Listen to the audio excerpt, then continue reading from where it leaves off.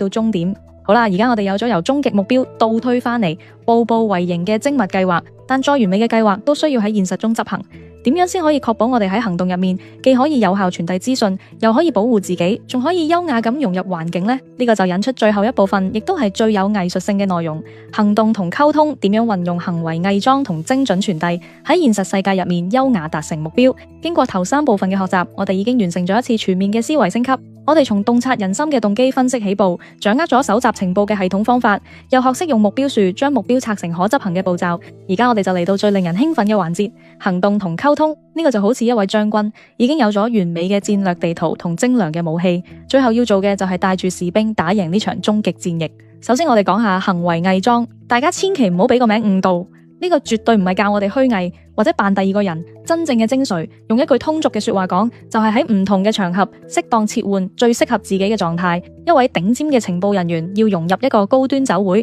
佢絕對唔會着訓練服，帶住一副警覺審視嘅表情出現。佢會換上得體嘅禮服，調整自己嘅言談舉止，令自己睇落去就好似本嚟就屬於呢度一樣。呢個係一種高度嘅職業素養，係對環境嘅尊重，亦係對自己最好嘅保護。將呢個方法用喺生活入面，道理都一樣。例如你喺一次重要嘅項目競標會入面，你就要戴上專業、自信、可靠嘅社交面具，收翻平時嘅隨意。而當你返到屋企同屋企人相處嘅時候，你就應該卸低所有職業性嘅面具，切換到放鬆、真誠、溫暖嘅狀態。書入面講得好深刻，最高明嘅偽裝唔係變成第二個人，而係有選擇咁展現自己最適合嘅一面。學識管理自己喺唔同場景下嘅形象同行為，可以大大減少不必要嘅關注同摩擦，令你更順暢融入環境，從而更高效咁完成自己嘅目標。講完點樣調整自己，我哋再嚟睇下點樣同外界溝通，即係精準傳遞。呢個係決定你成敗嘅關鍵一腳。好多人都有過呢種經歷，明明自己知好多，想法亦都好好，但傳達嘅時候要係講唔清楚，要係講太多，反而泄露咗底牌。點樣解決呢個問題？呢本書俾我哋嘅核心原則就係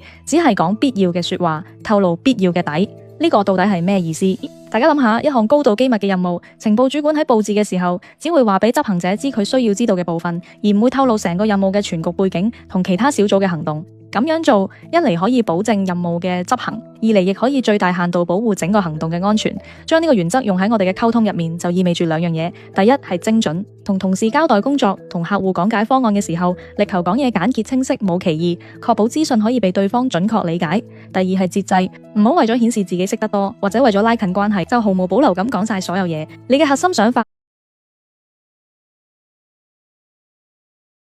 關鍵數據同埋某啲私人關係都係你嘅核心機密，只需要分享俾嗰啲真正需要知道嘅人。呢個係一種溝通嘅智慧，唔單止可以保護自己，亦都可以提升你嘅專業感同權威性。好啦，到呢度好似間諜一樣思考嘅整套思維框架就完整呈現俾大家啦。我哋簡單回顧一下，我哋從洞察人心嘅4大驅動力開始，學識睇穿點解，然後透過整情報檔案，學識搜集同驗證資訊，再透過目標樹逆向規劃，學識將目標拆解成行動，最後我哋掌握咗行為偽裝同精準傳遞，學識喺現實入面優雅而高效咁執行。呢本書帶俾我哋嘅絕對唔係一啲雕蟲小技，而係一個強大有結構嘅思維系統。佢最終嘅目的就係令我哋喺呢個複雜嘅世界入面睇得更清楚，諗得更深，行動更穩，從而建立翻屬於自己真正嘅核心競爭力。